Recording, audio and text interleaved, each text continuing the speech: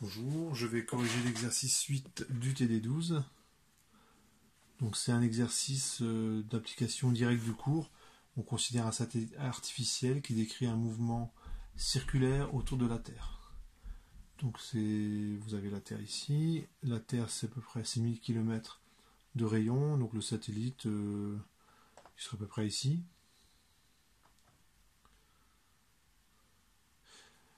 Et le référentiel que je vais utiliser, c'est un référentiel galiléen. Donc c'est certainement les référentiels géocentriques. Le bilan des forces, le système que j'étudie, c'est le satellite. Le bilan des forces, vous avez la force gravitationnelle, et puis c'est tout. C'est comme ceci. Dirigé vers le centre de force. J'écris le principe, le PFD, et je projette sur la base cylindrique.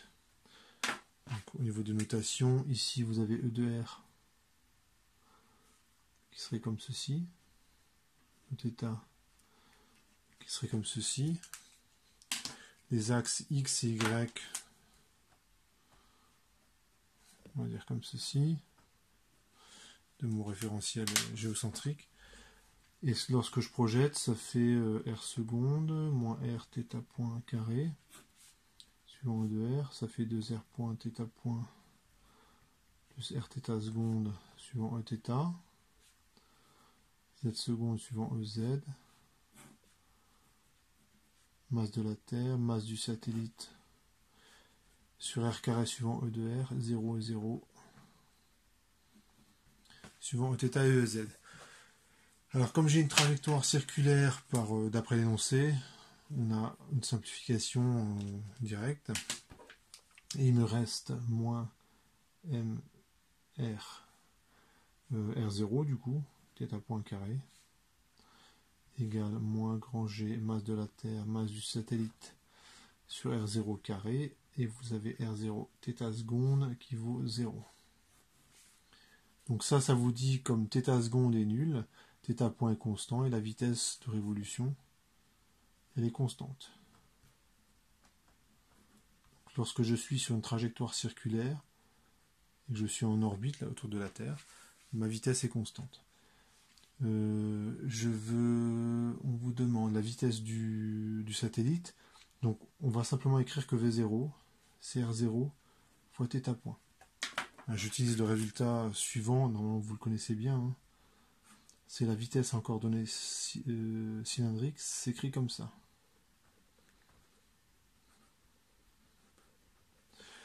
Et quand on a un mouvement circulaire, R point, il est nul. Z point ici est nul, donc en fait la vitesse, il y a juste Rθ point qui reste, et c'est orthoradial, c'est suivant Eθ. Orthoradial, hein, c'est orthogonal à radial au rayon. Ça donne ça. Ce qui me permet d'éliminer θ point, le θ point qui est là, hop, je le remplace. Et ça me donne, je profite pour faire une petite simplification. Donc j'ai V0 carré sur R0 qui est égal à grand G grand MT sur R0 carré, et donc finalement V0 ça vaut racine de G masse de la Terre sur R0. Voilà, donc j'ai déjà la vitesse de mon satellite. Pour l'énergie mécanique, je vais utiliser un résultat de cours, donc je vais l'utiliser directement. C'est moins grand G masse de la Terre, masse du satellite, sur le grand axe de l'ellipse. Bon, il se trouve que l'ellipse là, c'est un cercle, donc c'est 2 fois R0. La démonstration, elle est donnée dans le poly. Et l'intérêt de ce résultat, c'est qu'il marche aussi pour les trajectoires elliptiques. C'est pas que pour les trajectoires circulaires. Alors ce que j'aurais pu faire, c'est écrire écrire simplement que l'énergie mécanique, c'est l'énergie potentielle plus l'énergie cinétique. je connais la vitesse, je connais l'énergie potentielle, 2-3 lignes de calcul, et j'arrive à ce résultat. Mais il se trouve que c'est un résultat qui est vraiment très général, hein. Ici, au dénominateur, j'ai le grand axe de l'ellipse. Ce qui fait que cette trajectoire-là, qui est circulaire, si je prends une autre trajectoire qui, allez, si le centre de force est là, qui ressemble à ça, et ben le grand axe de l'ellipse, ici, c'est petit a. Si, admettons que là aussi j'ai petit a, et ben ces deux trajectoires ont la même énergie mécanique, parce qu'elles ont le même en grand axe. Donc je profite de ce résultat qui est général pour écrire directement l'énergie mécanique. Et enfin, on vous demande la période de révolution. Et ben là, je dois parcourir à la vitesse V0. Donc je dois parcourir la distance pour faire un tour, hein, 2π R0.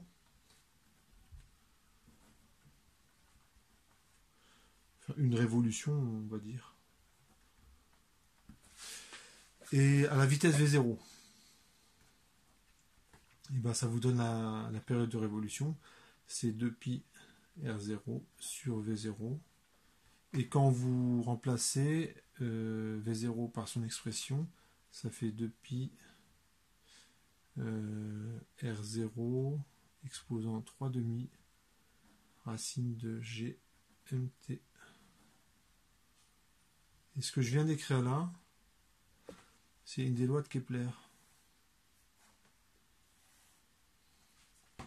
La période de révolution, elle dépend de la masse de l'astre central, de la constante de gravitation, qui est une constante, et du demi-grand axe de la trajectoire. Et ce résultat-là, il se généralise. Là, je l'ai démontré assez facilement pour une trajectoire circulaire, mais en fait, ça marcherait aussi pour une trajectoire elliptique en remplaçant R0 par le demi-grand axe. Et l'intérêt de cette formule-là, c'est qu'on peut mesurer la masse d'une planète. Dès que vous observez une planète, si vous arrivez à voir un astre qui gravite autour de cette planète, par exemple un satellite, et ben vous pouvez peser la planète. Il suffit de regarder combien de temps le satellite y met pour faire un tour de l'astre le plus massif. Voilà pour cet exercice.